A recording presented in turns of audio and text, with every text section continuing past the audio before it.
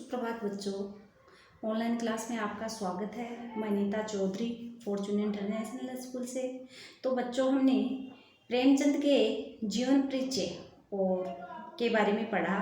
आज हम प्रेमचंद का ये जो हरिशंकर परसाई द्वारा लिखा गया है निबंध प्रेमचंद के फटे जूते, आज उस चैप्टर को पढ़ते हैं। प्रेमचंद का एक चित्र मेरे सामने है, पत्नी के साथ फोटो खिंचवा रहे हैं। हरिशंकर परसाई कहते हैं कि प्रेमचंद का एक चित्र मेरे सामने है, वो अपनी पत्नी के साथ क्या कर रहे हैं, फोटो खिंचा रहे हैं। सिर पर किसी मोटे कपड़े की टोपी, कुर्ता और धोती पहने हैं। कनपट्टी चिपकी है, गालों की हड्डियां उभर आई है, पर घनी मूछें चेहरे को भरा भरा बहलाती हैं। यानी उनके चेहरे पे मूछें बड़ी बड़ी हैं तो वो चेहरे को भरा भरा बतलाती हैं। पाँव में कैनवेस के जूते हैं जिनके बंद बेतरतीब बंधे हैं। लापरवाही से उपयोग करने पर बंद के सिरों पर की लोहे की पतरी निकल जाती है। मतलब इसमें क्या बताया गया है कि लापरवाही से उपयोग करने पर बंद के सिरों पर की लोहे की पतरी निकल जाती है और छेदों में बंद डालने में परेशानी होती है, तब बंद कैसे भी कस लिए जाते हैं। दाहिने पांव का जूता ठीक है, मगर बाएं जूते में बड़ा छेद है। तो प्रेमचंद ने जो जूते पहन रखे हैं, कौन से पैर के जूते में छेद है बच्चों? बाएं पैर के जूते में बड़ा छेद है, जिससे अंगुली बाहर निकल आई है। पैर की अंगुली है वो बाहर निकल आई। मेरी दृष्टि इस जूते पे अटक गई है। सोचता हूँ फोटो खिंचवाने की अगर ये पोशाक है तो पहनने की कैसी होगी। नहीं, इस आदमी की अलग अलग पोशाकें नहीं होंगी। इसमें पोशाकें बदलने का गुण ही नहीं है। ये जैसा है वैसा ही फोटो में खिंच जाता है। मैं चेहरे की तरफ देखता हूँ। क्या तुम्हें मालूम है मेरे साहित्यिक पुरखे कि तुम्हारा जूता फट गया और अंगुली बाहर दिख रही है? क्या तुम्हें इसका जरा भी एहसास नहीं है? जरा लज्जा, संकोच या झेप नहीं है? क्या तुम इतना भी नहीं जानते हो कि धोती को थोड़ा नीचे खींच लें? धोती को नीचा खींच लेने से क्या होता है? अंगुली है वो ढक सकती है, मगर फिर भी तुम्हारे चेहरे पे बड़ी बेपरवाही, बड़ा विश्वास है। फोटोग्राफर ने जब रेडी प्लीज कहा, यानी फोटोग्राफर जब ही उस प्रेमचंद की फोटो ले रहा है, वो कह रहा है रेडी तैयार हो, कहा होगा, तब परंपरा के अनुसार तुमने मुस्कान लाने की कोशिश की होगी। दर्द के गहरे कुएं के तले में कहीं पड़ी मुस्कान को धीरे धीरे खींचकर ऊपर निकाल रहे होंगे कि बीच में ही क्लिक करके फोटोग्राफर ने थैंक यू कह दिया होगा। विचित्र है यह अधूरी मुस्कान। ये मुस्कान नहीं, इसमें उपहास है, व्यंग्य है। ये कैसा आदमी है जो खुद तो फटे जूते पहने फोटो खिंचवा रहा है, पर किसी पर हंस भी रहा। मतलब हरिशंकर परसाई कहते हैं ये कैसा आदमी है जो जूते फटे हुए फिर भी ये अपनी फोटो खिंचवा रहा है। फोटो ही खिंचाना था तो ठीक जूते पहन लेते, यानी इसको फोटो खिंचवाने का इतना ही शौक था तो ये जूते ठीक क्यों नहीं पहने, या नहीं खिंचाते, या फिर फोटो ना खिंचवाता। फोटो नहीं खिंचाने से क्या बिगड़ता था? शायद पत्नी का आग्रह रहा हो और कुछ अच्छा चल भाई कहकर बैठ गया। मतलब हरिशंकर परसाई कहते हैं कि क्या पता इसकी पत्नी ने फोटो खिंचवाने के लिए कहा तो उसका कहना माना होगा। मगर ये कितनी बड़ी ट्रेजेडी है कि आदमी के पास फोटो खिंचवाने को भी जूता न हो। मैं तुम्हारे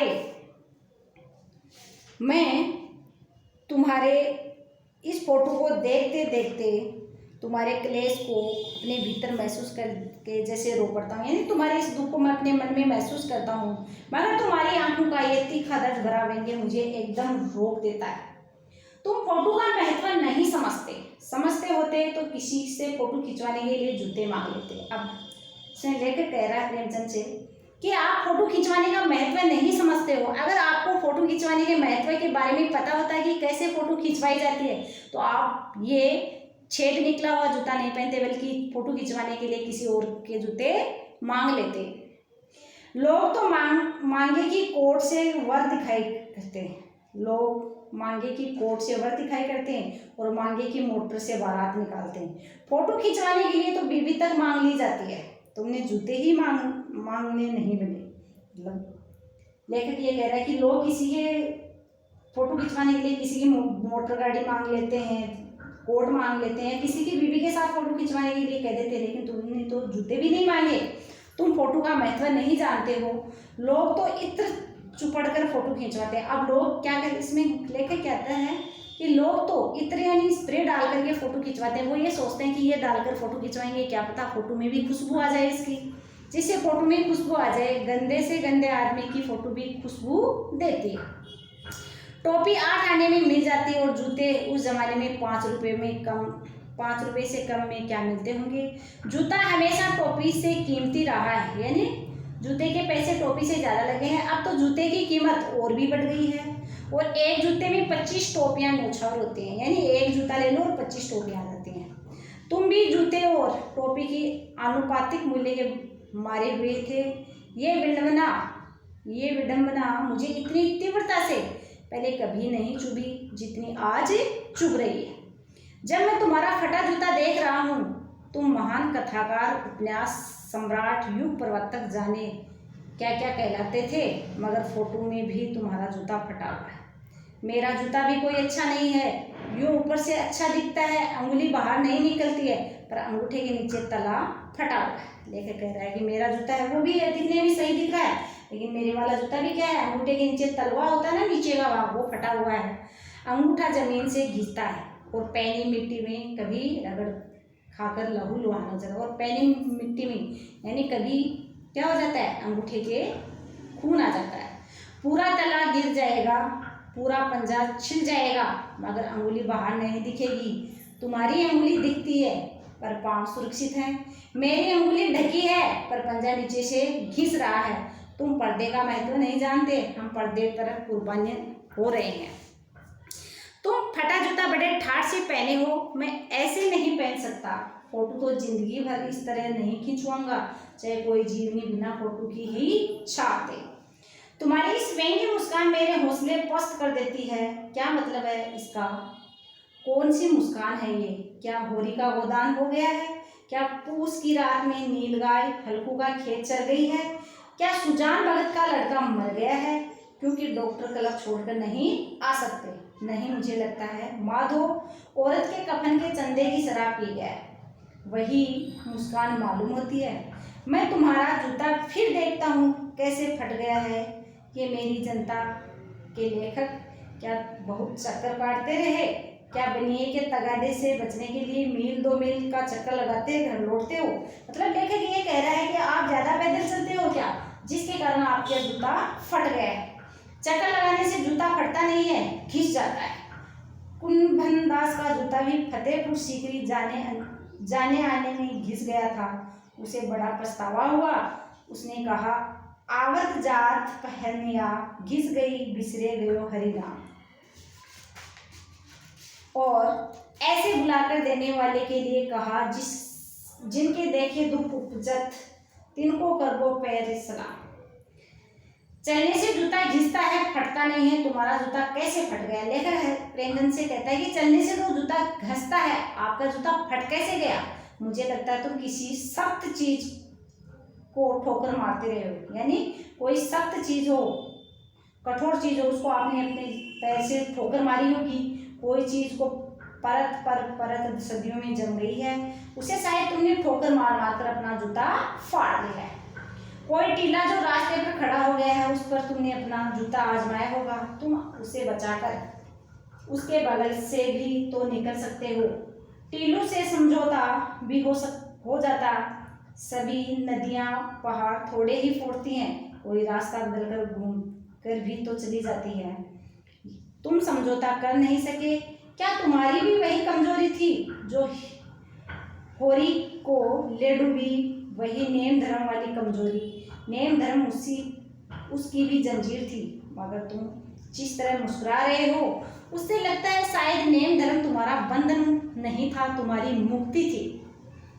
तुम्हारे ये पाँव की अंगुली मुझे संकेत करती सी लगती है, जिससे तुम घृणित समझते हो।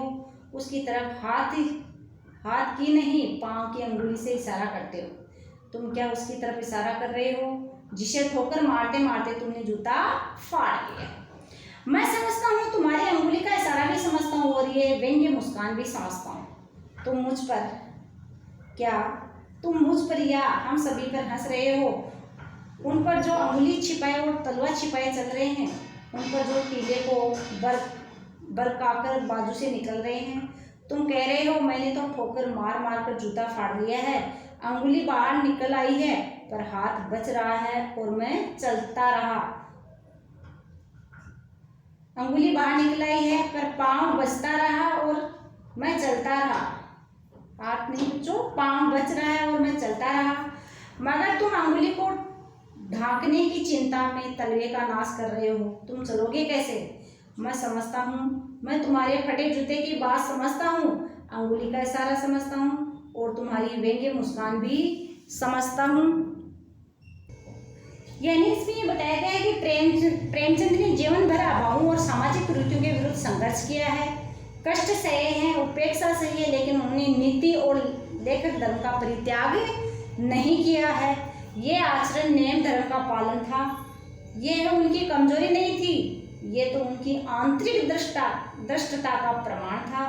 आजीवन अन्याय और शोषण के विरुद्ध युद्ध छेड़ते रहने वाले योद्धा होने का प्रमाण पत्र था।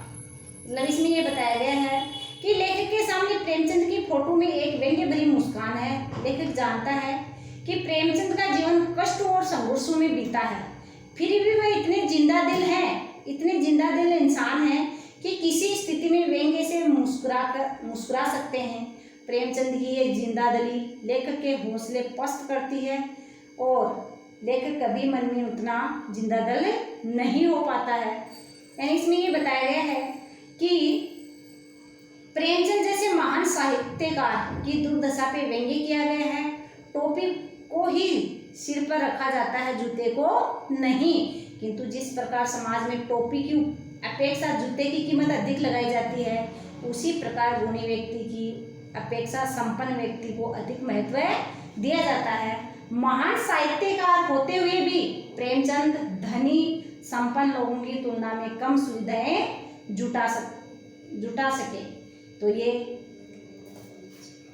हरिशंकर परसाई ने प्रेमचंद की सामाजिक कुरीतियों के विरुद्ध जो संघर्ष किया है उनके बारे में ये निबंध लिखा है। तो बच्चों ये चैप्टर है, ये आपको पढ़ना है और इसके प्रश्नोत्तर करने हैं। जो आपकी बुक में दिए गए हैं प्रश्नोत्तर, उनको नोटबुक में भी करना है और उनको याद भी करना है। धन्यवाद।